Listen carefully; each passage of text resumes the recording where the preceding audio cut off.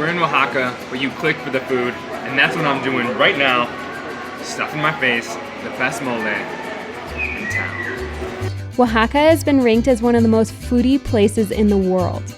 16 different indigenous groups inhabit this city, bringing together all types of foods, flavors, and cultures. The love, time, and dedication put into these foods is like nothing we've ever seen before. In our last video, we gave you our first impressions of the culture-rich city of Oaxaca. Now we're diving even deeper into the Oaxacan food scene. Subscribe to follow along on our journey and travel goal of Canada to Central America. So our guide today is going to be America. She's taking us to all the best food, but I have one question. What would make Oaxacan food different than all of Mexico? Well, I feel there's a lot of passion put into it. There's a lot of history, tradition. It's all about keeping the recipe from generation to generation. Something that's always been very present for me in Oaxacan food is time. You never rush food. It takes what it takes to make a soup, a stew, a mole. So you just do it with love and dedication, and I feel that is everything. We start this food tour in Mercado de la Merced, which is a smaller local market known for its various food options. We visit a woman who's been working in the same food stall since she was a little girl. She's making a chocolate corn drink, which is a traditional Oaxacan beverage. So this is Chocolate de Atole, and this is Chocolate de Agua. That's delicious, super sweet. That tastes like hot cocoa. Interesting. Definitely now you can see the addition of the corn and taste that with the foam. I do enjoy the foam. So the next thing we have is a big hearty breakfast called Salsa de Queso, which is basically like a tomato soup with a ton of cheese and a bunch of herbs, which adds a really nice warm flavor to the soup. We got a lot of cheese in here. Oh my god, it's delicious. It's so cheesy.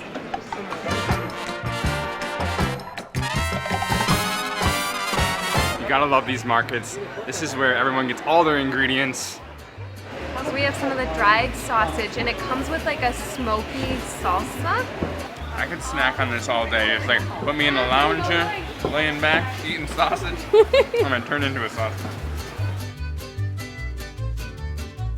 Corn is an essential ingredient in all of Mexican cooking. Over the years, fertilizers and preservatives have been added to corn in order to mass produce and preserve.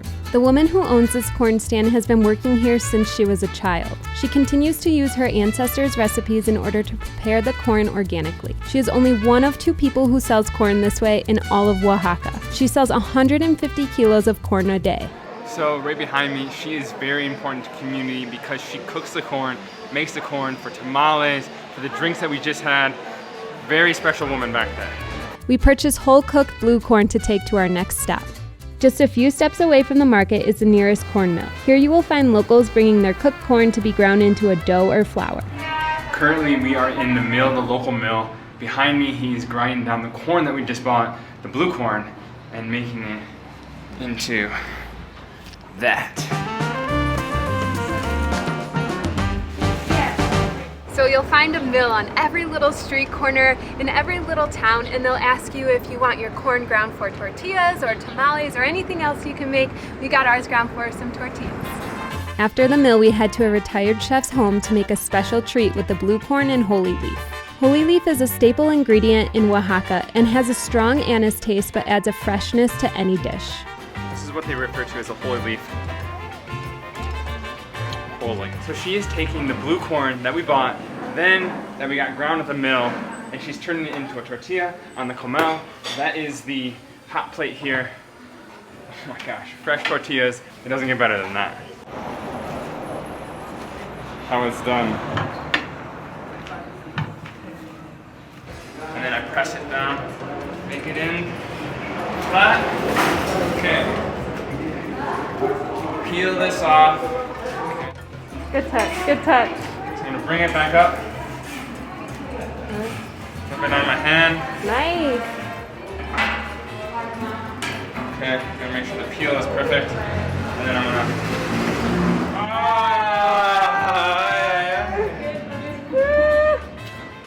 Huevos al Comal is a simple dish with a blue tortilla, holy leaf, and egg. The simplicity and freshness provides one of the most delicious flavors. Oh my gosh. The holy leaf just provides such a fresh flavor. Kind of like an anise taste, but with the blue corn and the droopy egg. Oh my god. So fresh. Next up, we head to one of the nearby parks in search of a local favorite food cart. So behind me, she is making memela. It's a tortilla with like some pork fat on it, and then there's a bunch of different ingredients that you can put inside. So I'm gonna get the tinga, which is more like a chicken stew with the chipotle in there, and Lisa's gonna get one with some squash. They look amazing, and it has, Lisa's also has some string cheese on it. So she loves the cheese. Gotta get that cheese. They do absolutely everything on this comal. She's making these, and she's got her coffee roasted. Come on, it's the perfect equipment for cooking. Almost every family has one. It's amazing, we need to get one. Gracias. Squash blossom. Fold it in.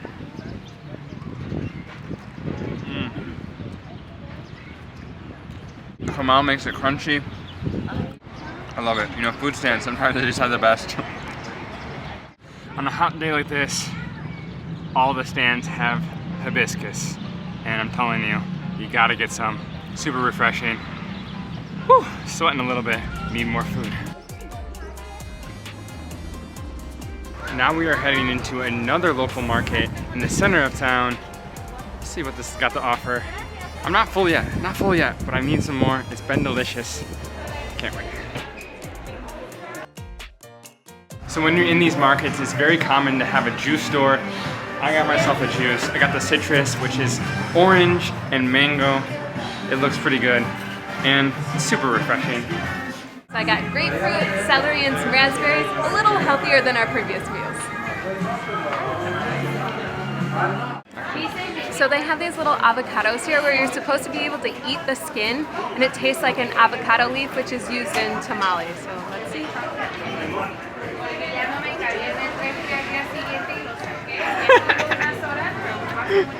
Tastes a little skinny.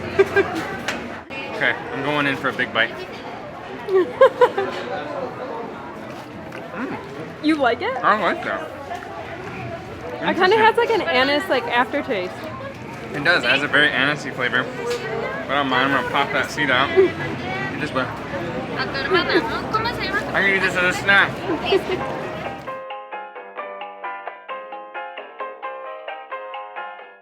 So if you come to Oaxaca, you might be wondering why all these cacao cafes are open on the corners, and you might go in there and you're looking for like a chocolate bar.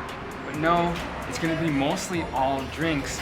Cacao is a big thing here in Oaxaca, Chiapas, and a couple other states that are in the south. It's a drink that was used for the warriors to fill them up so they had energy.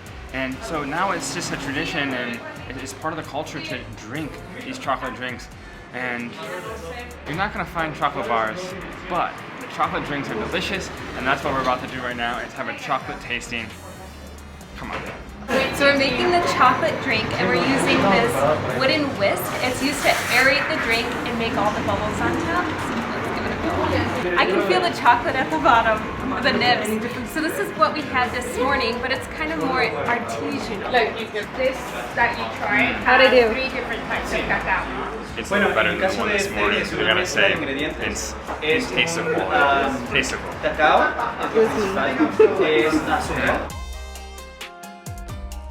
Eating bugs in Mexico, especially Oaxaca, is a common snack. The consumption of bugs in Mexico traces back to the mid-16th century. They used to be a vital protein source before the Spanish introduced domesticated animals to the region. Lime, garlic, and then very good the smaller ones. Okay. So I'm gonna go for a big one first. Okay. See that? Let me get up and close. Oh yeah. Yeah? Get in there. A little crunchy. Pretty good though, with the seasoning. You like that? The lime, chili. You know, honestly, it could be just a snack I have in my pocket. Pull out a cricket here and there. I'm gonna go for the small one. a couple of the small ones then. Just gonna pinch, a little pinch. Protein. It's very common to see these on the streets. You can get them all around. They're really kind of a delicious snack. I mean, they are covered in seasoning, so you don't really even taste it other than when it's crunchy. Turn, Lise. All right, this wouldn't be the first time I'm eating a bug.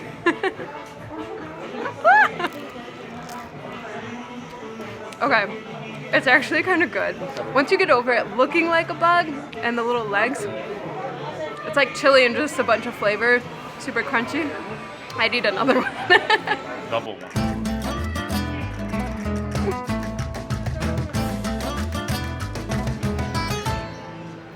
If you come to Oaxaca, you're definitely gonna come in the Smoke Alley. It's just essentially an alley of smokehouse. They have meats, they have grills, and you can see the smoke everywhere. It just kind of hurts your eyes. That section is wild. Oh man, I'm gonna have some smoky hair tonight. I'm gonna have to go back there and pick up a few things because it just smelled delicious and looked delicious. Okay, this is our final stop for the tour, but not the final stop for the day. And now we get to finally try some of the best mole in town. I'm ready for this. I've been waiting for this. So this is Guadalupe's kitchen. She's been doing this for 70 years. This is the meal we're about to eat. It looks amazing. We are with Guadalupe, and this is a specialty dish of enchiladas with 3 different types of mole. So we got coloradito, negro, y estofado. Oh my gosh, this looks so freaking good. I cannot wait to dig it. I've been told that the mole negro is the king of all moles and only served for special occasions. Guadalupe served us the mole negro, so it must be an important occasion.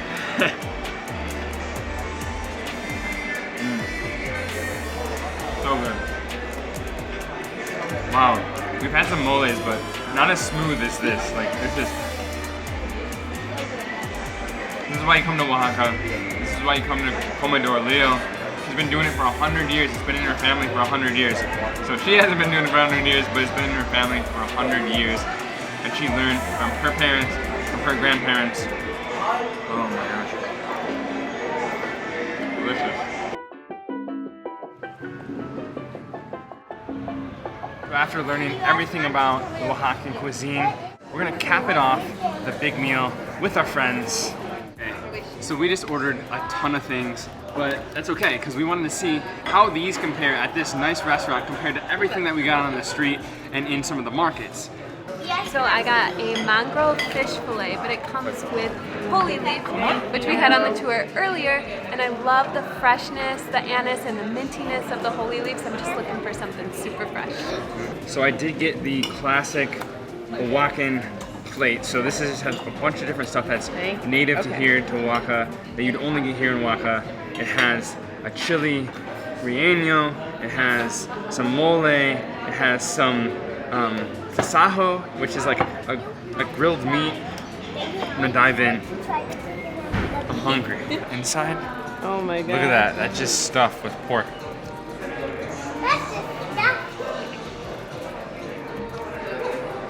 Fried tostada.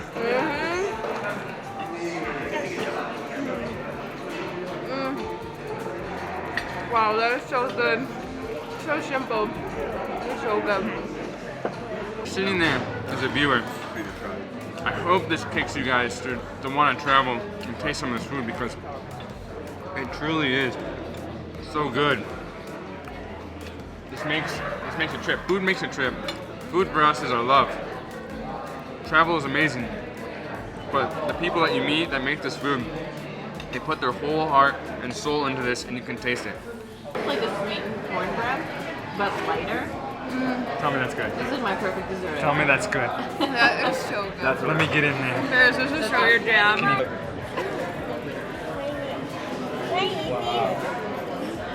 Chocolate de Atole. In our next video, we begin our 1,000-mile drive from Oaxaca to the Yucatan Peninsula until Ferris receives some of the worst news we could imagine. Next week's video was one of the hardest videos we've ever had to make, but believe it's an important story to share. I think I'm ready to tell this story.